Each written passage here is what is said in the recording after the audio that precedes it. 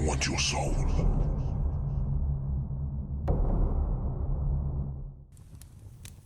I don't really know where to start here, but I guess I'll go. My name was Joshua.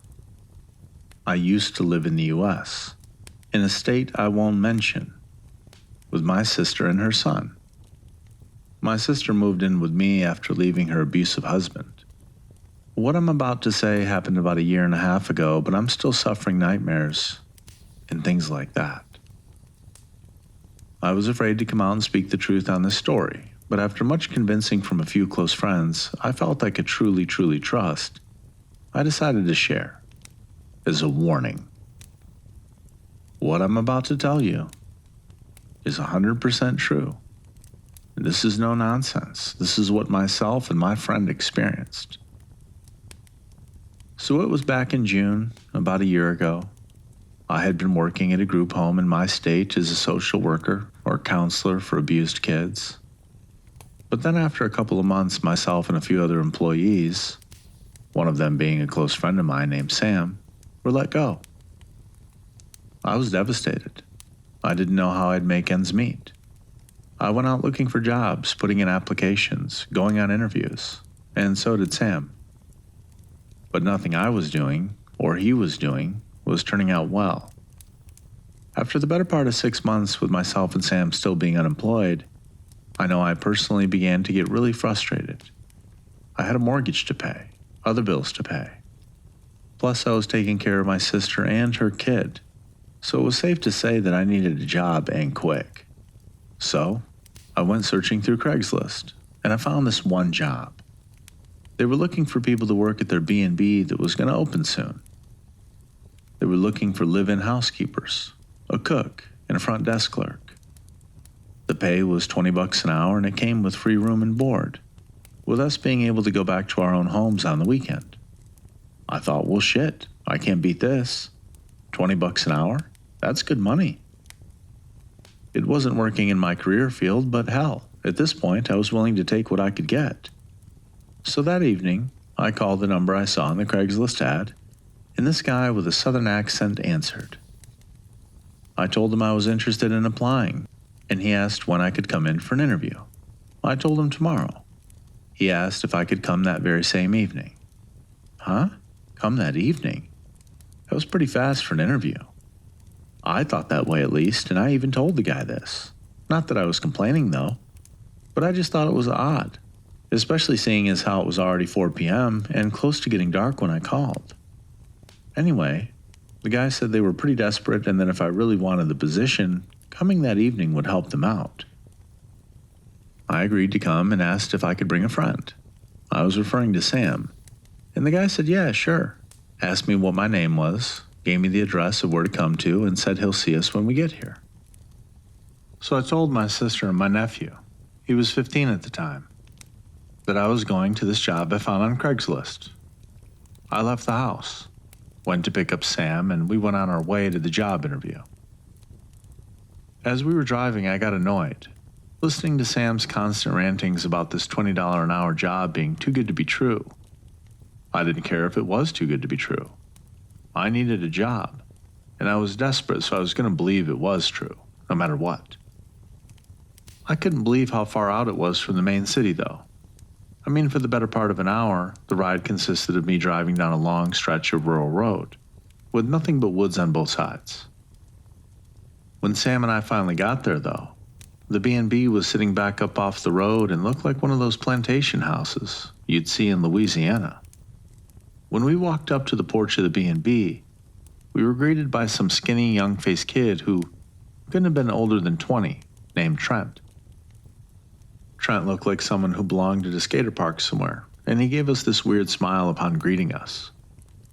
He told Sam and I that we were the 4th and 5th applicants that had been interviewed today, and that the other applicants who had come had all been hired on the spot for the positions they wanted. Whoa, I thought. People being hired on the spot? That was rare.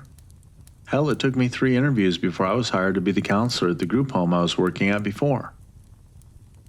Anyway, as Trent walked us into the B&B and led us into the kitchen, he turned around to face us and said, "I think Jack will like you too. And as Sam began to speak, from out of nowhere behind us appeared this big, tall built-ass guy. The guy was so tall he looked like he could be a replacement for the wrestler, The Undertaker. Sam and I found out the guy was Jack, the owner of the B&B. After Sam introduced ourselves to him, Sam, Jack, and I walked to a big ballroom area to sit and talk. I asked Jack who it was that I talked to on the phone earlier that evening when inquiring about the job, since I recognized by his voice that I hadn't been talking to him. Jack told me I'd been talking to his brother Charlie. Jack said that Charlie was the brains behind the whole operation. Operation? I asked. You mean behind the opening of the B&B? And Jack responded with a yes and a weird laugh before saying, yeah, that's what I meant. Jack went on to tell us that Charlie would be around the B&B for a little while, but that mostly Charlie would be working behind the scenes and that he and his son Trent and his daughter Marissa would be the ones who would be running and operating the B&B from day to day, once it opened. He then told us that he, Trent, and Marissa worked for Charlie, and that Charlie was an affiliated worker for a top-secret entity within the government. Now, this bit of information piqued my curiosity. So I asked Jack what the entity was, but he wouldn't say. In fact, he changed the subject by suggesting we follow him to his office so he could interview us there, and we did.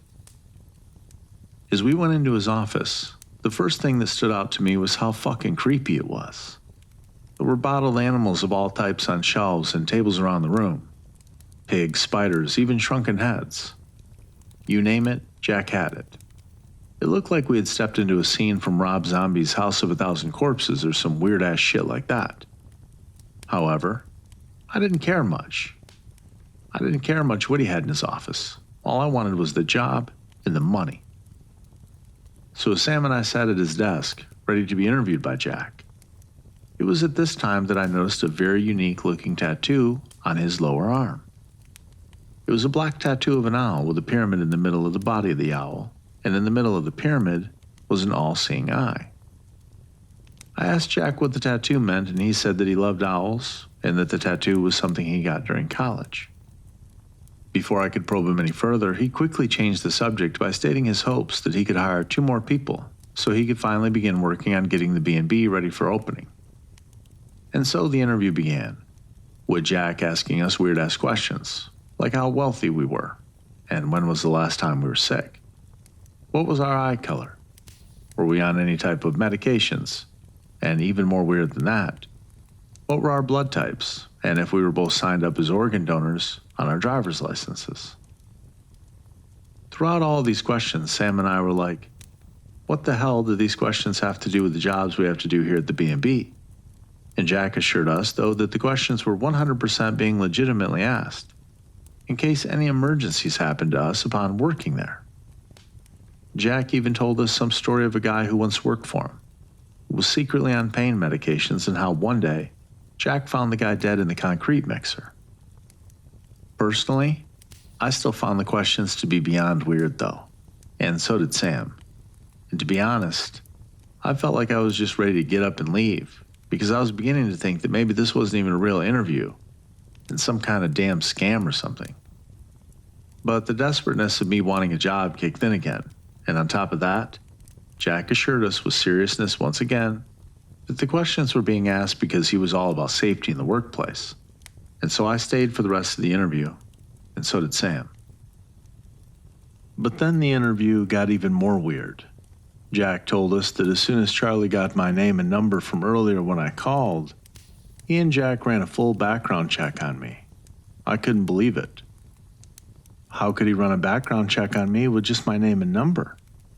Sam and I thought this was way beyond creepy. Jack told us that we would be surprised what a person can find out with just a name and a telephone number. And once again, I was totally creeped out. What employer does this even before a potential employee comes for the job interview? At this point, I couldn't hold it in anymore. I had to ask him if this was even a real interview, and he assured Sam and I that it was, and that he had to make sure he was getting the right type of employees. Yeah, right, I thought. I still found something creepy about the entire thing, but I didn't want to leave because I knew I couldn't. I needed a job. So at this point, Jack said the interview was over and that we both were hired because he liked us.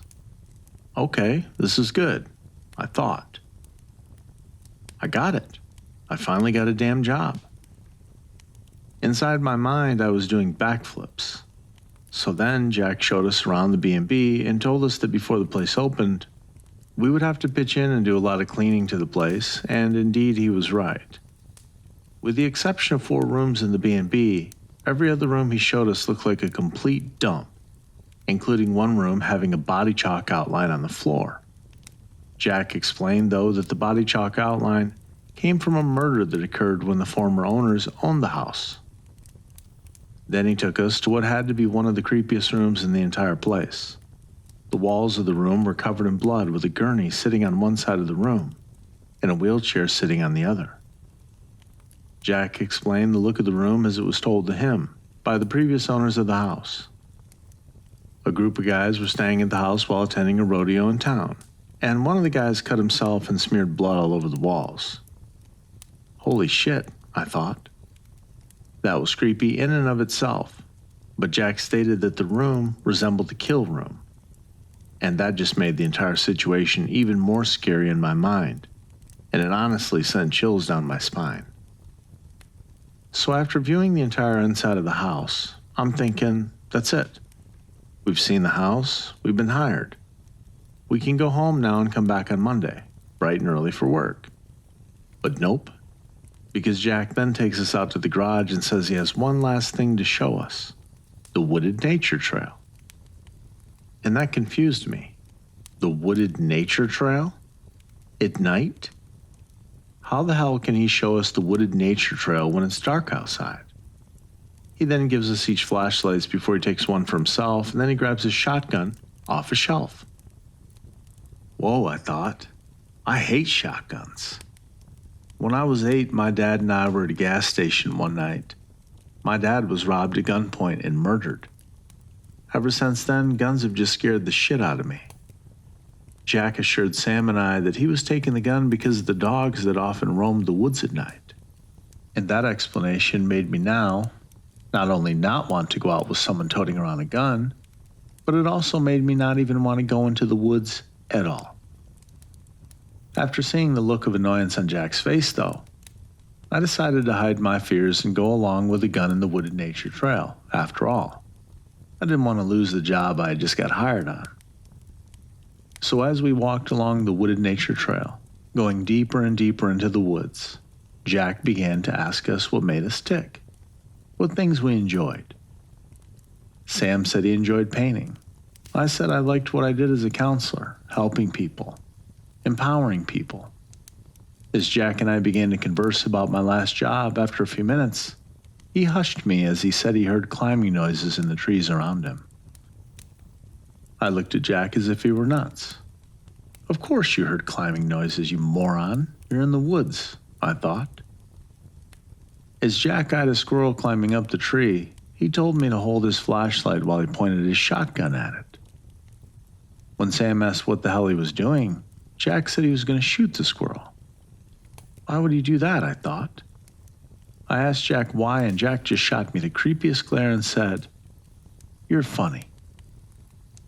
As Jack was about to shoot the shit out of the squirrel, he stopped, looked at me and asked, "Wait a minute. Where are my manners? Do you want to shoot it?" I thought to myself, this man is out of his mind. I'm not one who wants to hurt animals, so I immediately declined. And as Jack asked Sam, Sam declined too. But before Sam could get out any other words beside the word no, Jack fired and shot the squirrel dead to the ground. The sound of the shotgun was so loud that it echoed in my ears like an explosion. As Jack laughed like a madman while trampling over and picking up the dead squirrel that had blood oozing out of it, and looking at it like it had been a tasty lunch meal, I thought, man, this guy is really weird. But I also thought, I don't care if he's weird or not. As long as I had a job, that's all that mattered. I really needed the money. So after killing the squirrel, and after Jack told us how he was going to add the squirrel to his collection of dead animals in his office, we proceeded to walk away from the wooded nature trail, back to the B&B and back to my car. Finally, the most weird job interview ever was appearing to be over. However, the weirdness didn't stop on our way back to the car, though. As we were walking, Jack asked me to hold his dead, bleeding squirrel because he claimed he couldn't hold his gun and the squirrel at the same time. He didn't ask Sam to hold it, he asked me to. And I didn't want to hold it. The thing looked disgusting, dead and bloodied, but because I wanted to keep my current job status as hired, I reluctantly agreed to hold it while we walked back to my car. I held it by the end of its tail, at arm's length, and tried to hold back my urge to vomit out of sickness for what was dangling in front of my eyes. As we walked back to my car, I was mentally thanking the gods that the interview was over. I mean, I was thrilled to finally have a job, but boy, that was one creepy damn job interview. Anyway, as Jack told us to be back at the BB bright and early Monday morning, 8 a.m. to be exact, I gave Jack back his dead and bloody squirrel, happily, and Sam and I got in my car, and I drove away. So that weekend, I packed as much as I thought I would need for the week at the B&B, and when Monday came, I hugged my sister and my nephew goodbye and headed for work. Sam drove to the B&B in his own car, and I met up with him that morning when I arrived there. It was at this time that I also met the other two employees. Katrina, I'm not going to give her last name out of respect for her family, and Rob. I'm not going to give out his last name either. We also met Jack's daughter, Marissa, who looked like a cracked-out 80s version of Ali Sheedy, but just with longer, shaggier hair. We also met Charlie, and Charlie looked like one creepy guy with his dark brown, slick-back hair and his cold black eyes. He was a bit short, but built in the chest.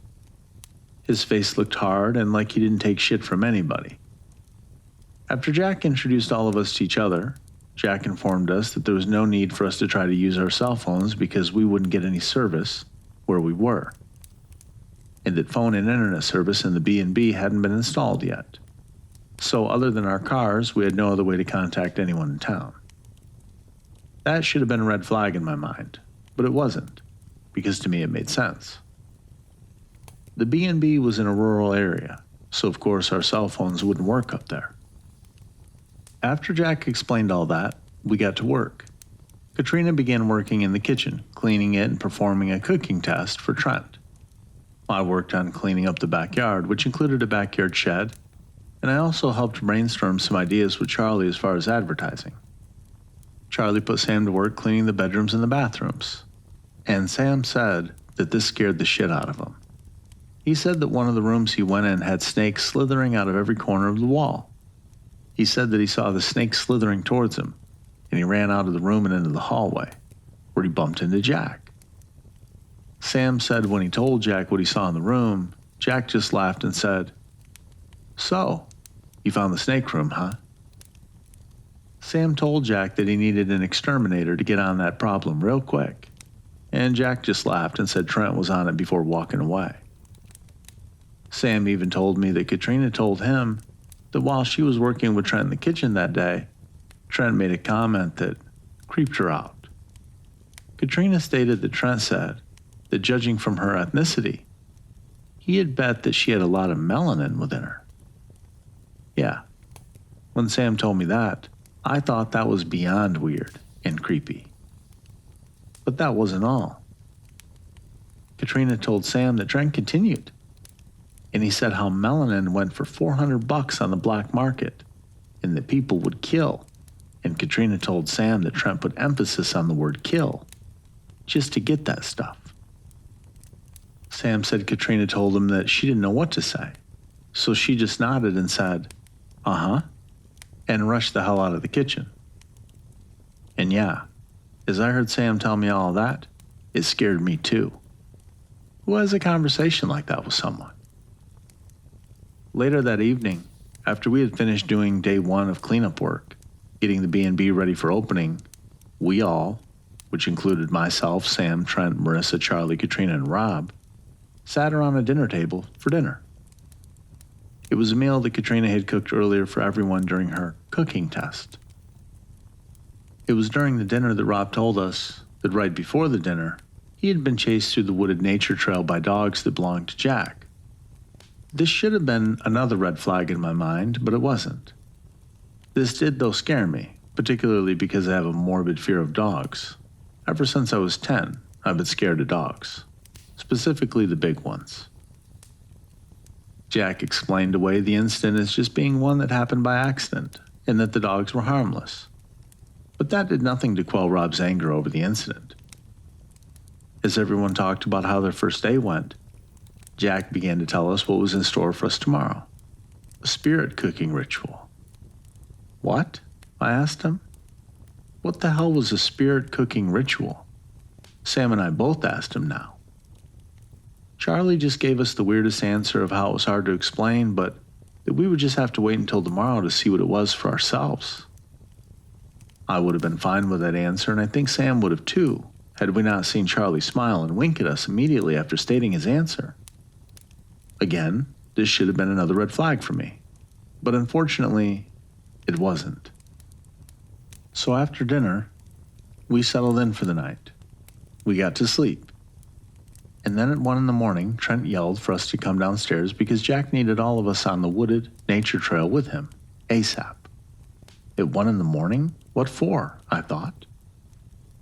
Trent said it was because inspection people were coming first thing in the morning, and we needed to help Jack pretty up the wooded nature trail tonight, while he and Marissa and Charlie cleaned up the inside and rest of the outside areas of the B&B. I thought, okay, but this couldn't be done at 4 or 5, maybe even 6 in the morning. This had to be done at 1 a.m. I don't know why this wasn't sending off numerous red flags in my head at the time. I guess it should have. I guess looking back, I was being so damn naive and gullible. But honestly, it made no sense at all. So with flashlights in hand, Sam, Katrina, Rob, and I walked out towards the wooded nature trail. And the first thing we noticed was that our cars were gone from the garage area. That was weird to us because that's where we parked our cars when we came to the B&B on the first day of us beginning work there. So, who moved the cars? Katrina stated how she thought maybe the cars were moved out so they could clean the garage area, because the garage area did have a funky type of smell to it. And Rob, Sam, and I went along with that idea. Yeah, maybe that's why our cars were moved. Boy, I was quite stupid.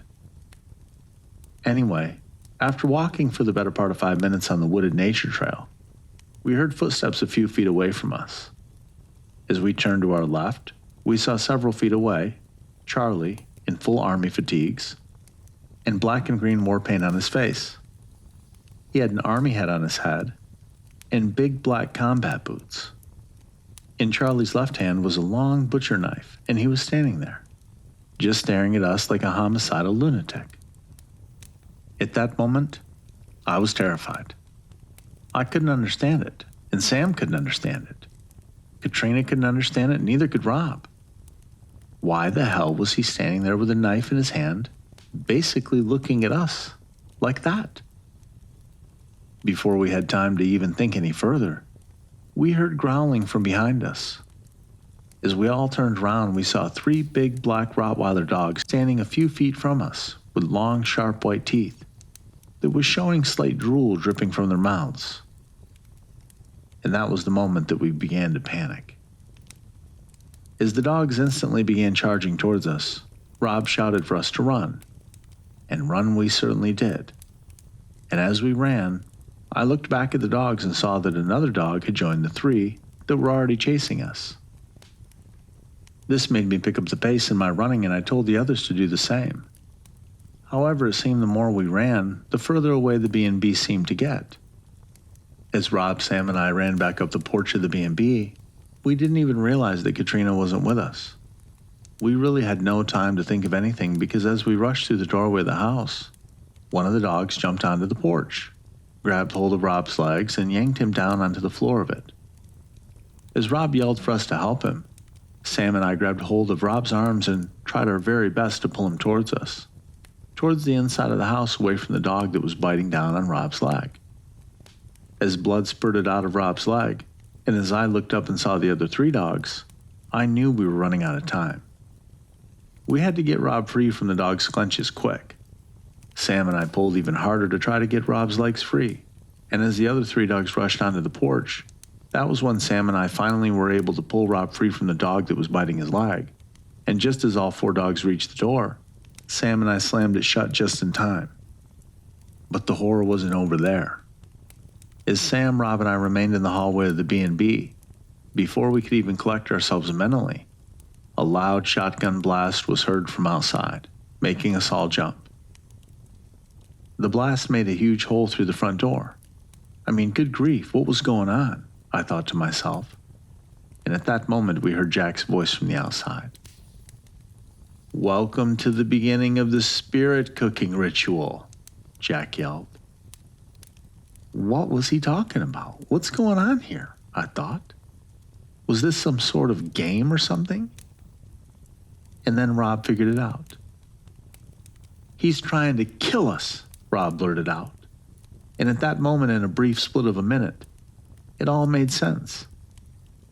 The weird questions Jack asked us during the interview, the bloody kill room Jack showed us, the wooded nature trail tour Jack gave Sam and I during the interview, where he killed the squirrel right in front of us, the mention of the spirit cooking ritual during dinner that previous evening.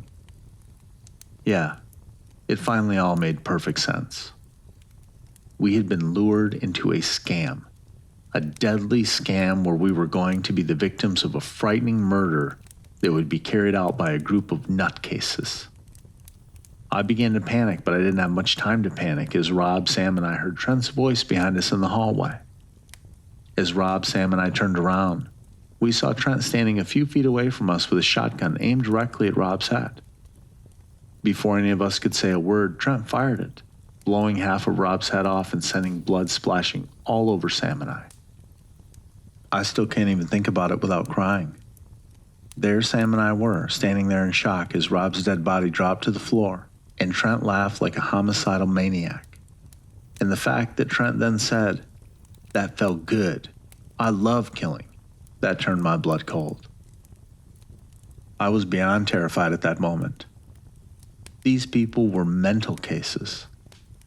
I kept thinking that maybe this was a dream, maybe this wasn't happening, but no, this was happening, and this was real. As I stood there, shocked and stunned in my fear, Sam grabbed my arm and pulled me up the stairs of the B&B. Why he didn't run with me out of the B&B, I didn't understand it at the time, but I do now. Where would we have gone once we ran out of the B&B? Our cars were taken out of the garage to God knows where, and the B&B was in the middle of nowhere. And from what we knew, Jack was still outside. So where were we going to run to? As Sam ran with me up the stairs, it was very dark on the upper floor, and we couldn't see which rooms were which.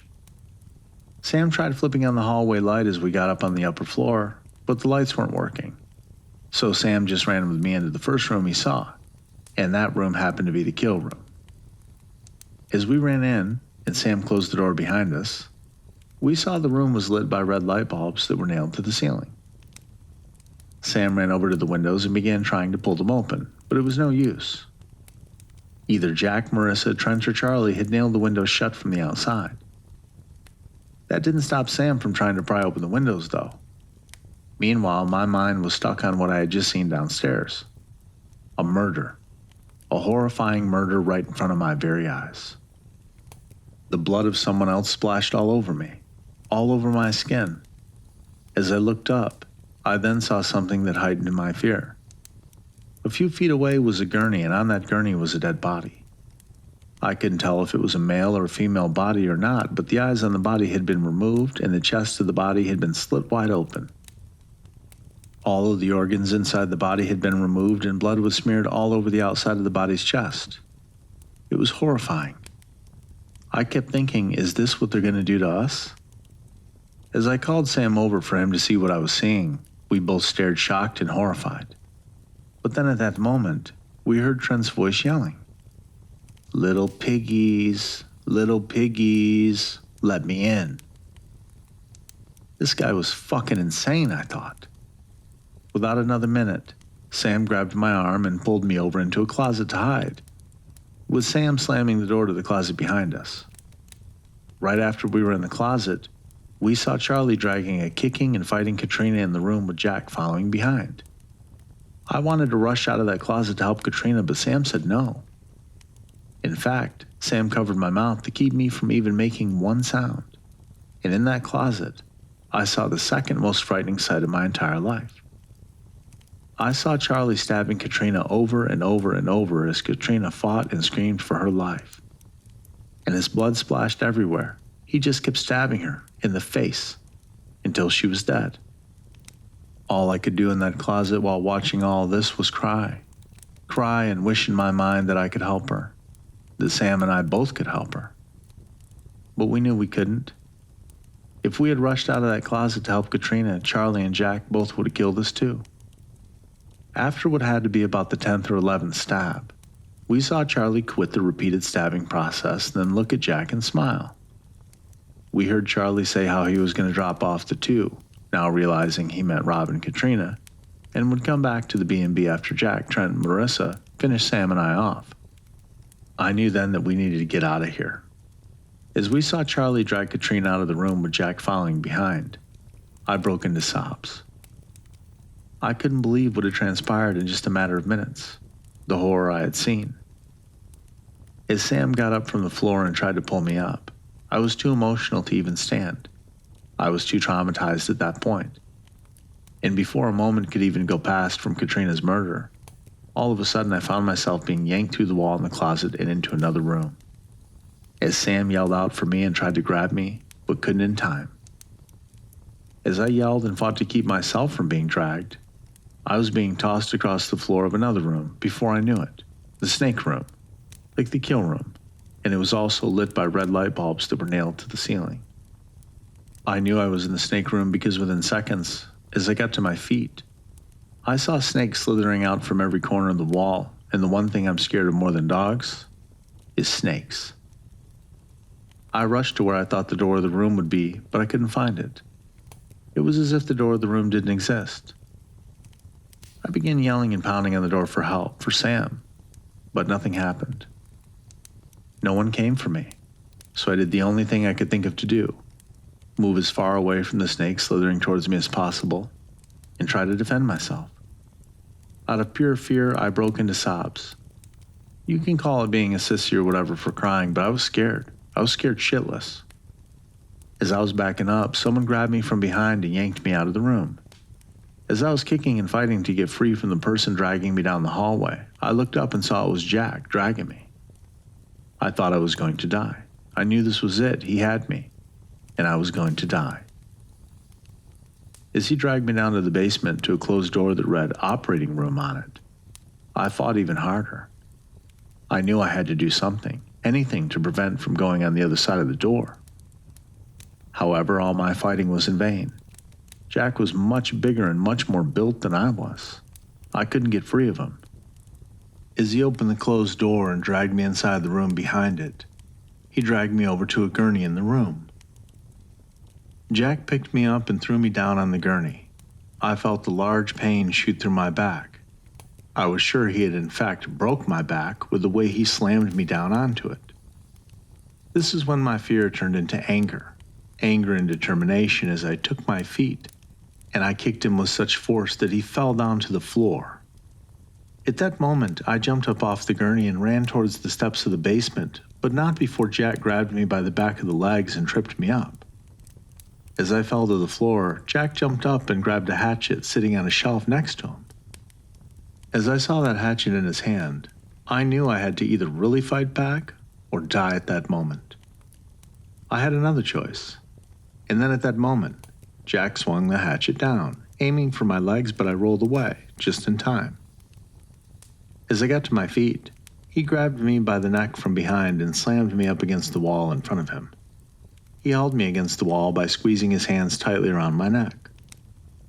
I thought right then and there that that was the end of me. I began seeing blurriness. My mind at that moment went back to the very moment I called about the job, and I began mentally wishing that I had never even called in the first place. I was about to give up, but I didn't, because I knew I wasn't ready to give up at that moment. I wasn't ready to die. So I reached my arm over as far as I could, and I managed to grab a pair of scissors hanging on a nail from the wall. I took the scissors and stabbed it down hard into his arm. As he yelled and let go of my neck, I dropped to the floor almost like a rag doll. Throughout all my coughing and gagging to breathe, after almost being choked out, I crawled away on the floor before managing to get to my feet and run to the other side of the room, where I grabbed a pistol sitting on the shelf. And as Jack rushed over to me, he stopped in his tracks as he saw me aiming the pistol at him. I couldn't believe it. At that moment, the very thing I was afraid of and didn't want anything to do with, I was actually holding in my hand and about to use it to kill someone who was trying to kill me. And there stood Jack, a few feet away from me, smiling like a loon. "What are you gonna do?" he said to me. "You gonna shoot me? You don't like guns, remember? In fact, didn't you say that guns scare you?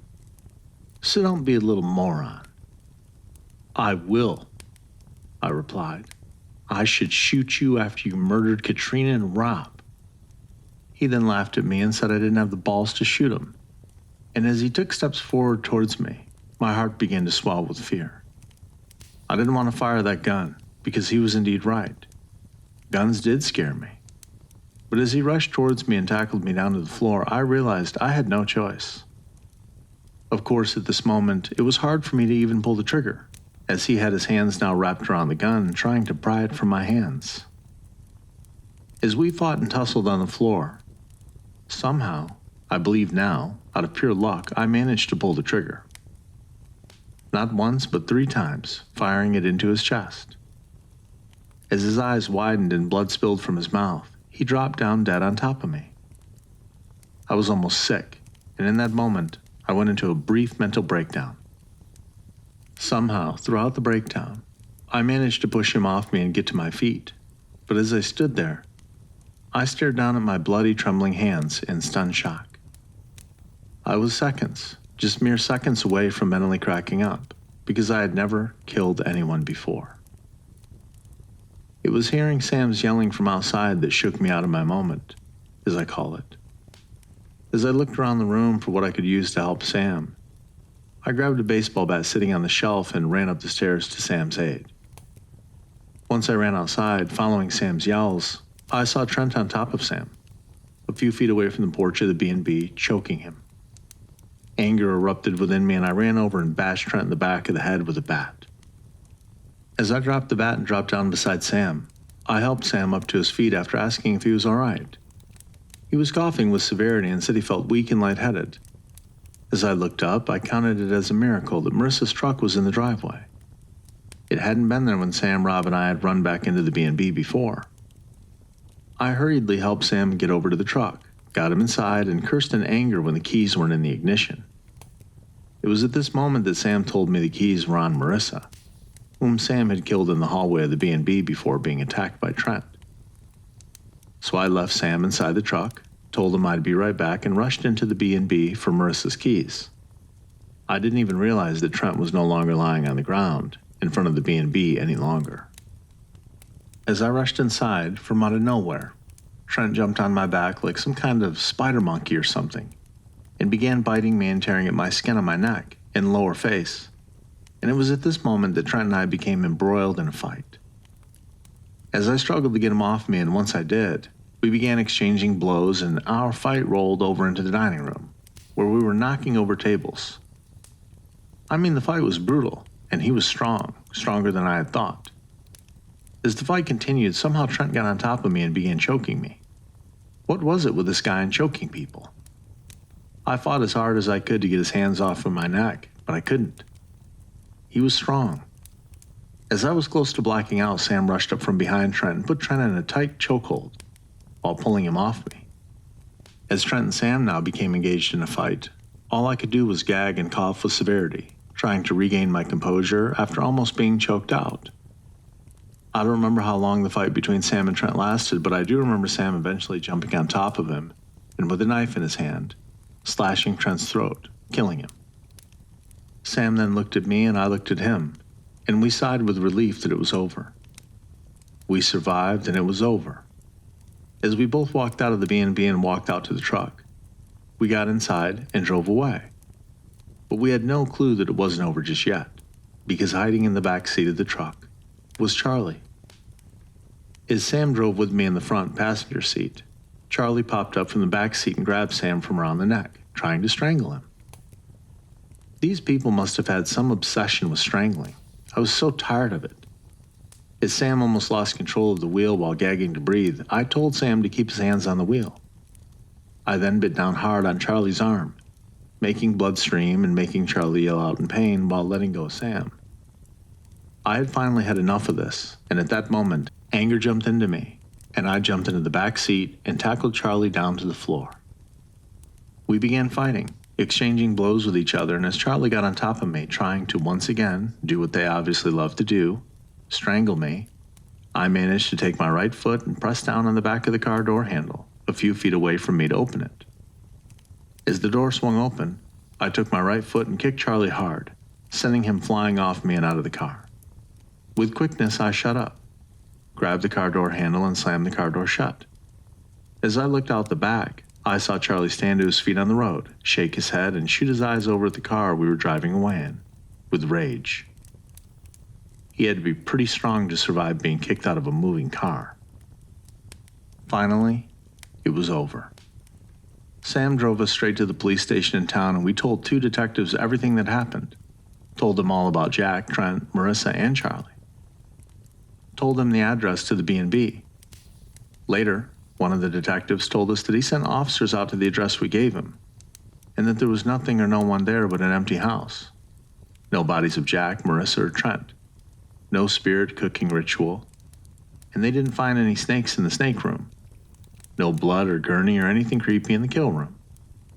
In fact, the detective said that the house was an old plantation house that had been abandoned for years. I couldn't believe it, and neither could Sam. We both know what we saw.